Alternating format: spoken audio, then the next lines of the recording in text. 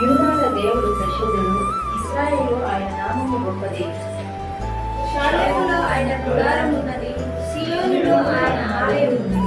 అక్కడ నుంచి అగ్ని బాణములను, కేరులను, కత్తులను, యుద్ధ పిడుగులను ఆయన వెలువగొట్టెను. పర్వతములు సౌందర్యములు నీవు అనేక దేశాలకు కఠిన హృదయులు దోచుకొనబడి ఉన్నారు, వారు నిద్ర నుండి ఉన్నారు. పరాక్రమశాలులందరి బాహుబలము హరించెను. యాకోబు దేవా, నీ తగ్గింపు నాకు రథసారథులను, గుర్రములను